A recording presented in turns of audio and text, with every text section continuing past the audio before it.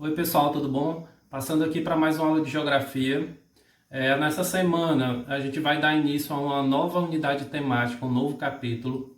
E esse novo capítulo, no caso, né, o nosso objeto de conhecimento de hoje vai se tratar da cartografia e representação do espaço geográfico, certo?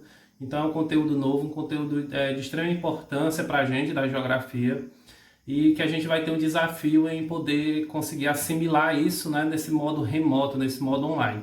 Mas eu tenho certeza que a gente vai conseguir. E para a gente já dar início, né, o que é a cartografia, né, pessoal? Se alguém já ouviu falar, o que é essa cartografia? Bem, a cartografia ela é o conjunto de técnicas e métodos científicos e artísticos para elaborar mapas, certo? Então, quando a gente ouvir falar em mapas, a gente vai entender que quem elabora esses mapas, quem cria esses mapas, quem estuda esses mapas, nessas cartas geográficas, é a cartografia, certo? É um dos ramos da geografia que ela é específica para elaboração e leitura de cartas geográficas ou mapas. Então, se vocês derem aí uma olhada, né, no material de vocês, vocês vão perceber que existem exemplos de como era elaborado esses mapas, né, antigamente, no início da civilização, digamos assim, que os seres humanos eles já utilizavam de uma determinada maneira a cartografia para se localizarem, para poder mapear aquele local onde eles estavam inseridos, certo? Naquele espaço geográfico. Então a cartografia ela evolui bastante ao longo do tempo e ela continua se reinventando até os dias atuais.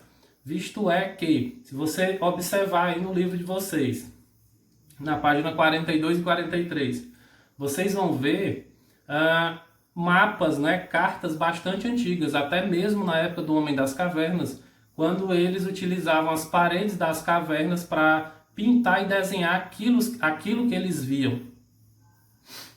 Então, se vocês observarem aí, eu coloquei a evolução, né, algumas cartas bem antigas, passando por desenhos e chegando até o nosso planisfério atual. O planisfério é o mapa mundo de forma plana, certo? De forma aberta, ok? Então, a gente consegue perceber a evolução da cartografia, dessas leituras, dessas criações até hoje.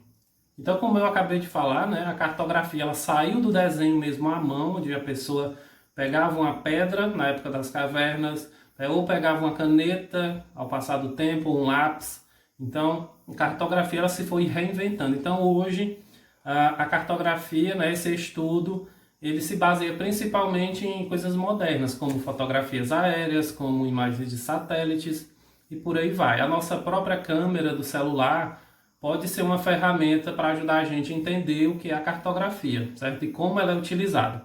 Vocês podem subir em um topo, em um lugar mais alto, até mesmo uma cadeira, e tentar tirar uma foto de tudo aquilo que você vê, né, da sua rua. Então você vai ter a partir dali um certo mapa, certo?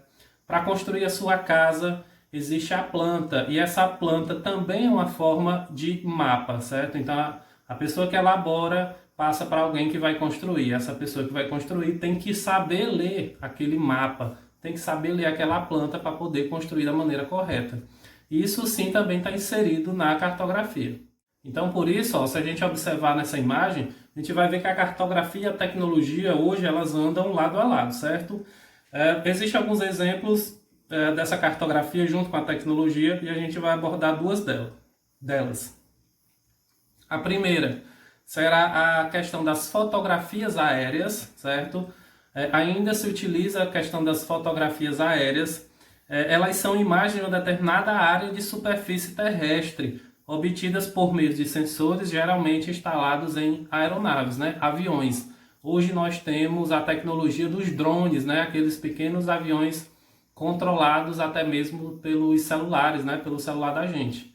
Então as fotografias aéreas são bem comuns e elas são utilizadas principalmente para áreas menores, certo? Não serão utilizadas para áreas muito grandes. Então, para áreas específicas, menores, de bairros, ruas específicas, elas são utilizadas, como a foto que vocês veem aí, né, no caso de São Paulo, lá no estádio do Morumbi e o bairro no seu entorno, ok? Já o outro tipo de imagem que a gente pode ver com a cartografia, como a gente vê aí, são as fotografias, na verdade, as imagens realizadas através de satélites. Então, quando a gente tem imagens de satélites, nós temos áreas bem maiores, né, que cobrem cidades inteiras, estados, países e até mesmo o globo terrestre de uma maneira geral.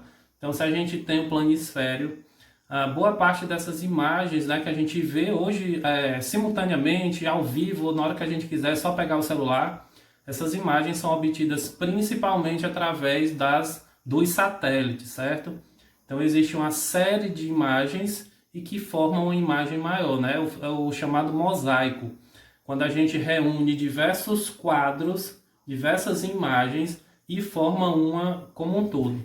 Então, para ter uma imagem do globo, né, do planisfério, o satélite ou os satélites precisam tirar fotos de cada quadro, né, de cada quadrante da Terra, até juntar todas as peças como um quebra-cabeça e formar o nosso mapa mundi ou o nosso planisfério, certo?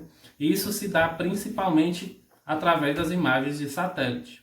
Então essas imagens, elas são obtidas pela técnica do sensoriamento remoto e tem a finalidade de obter informações a respeito da superfície terrestre, certo? Por meio do sensoriamento remoto é possível captar imagens de grandes extensões e acompanhar as alterações que possam ocorrer nessas áreas. Então ela é bastante utilizada, por exemplo, para áreas de desmatamento, para você observar como era uma floresta no ano de 2018, por exemplo, e como está aquela floresta no ano de 2021. Então o sensoriamento remoto, né, utiliza essas imagens de satélites para poder mapear, no caso do nosso exemplo, a questão da retirada ilegal de madeira, né, das queimadas, então, ou de um reflorestamento que pode vir a melhorar a situação daquela floresta. Então, essas imagens de satélite e o sensoriamento remoto é utilizado muito nessas ações.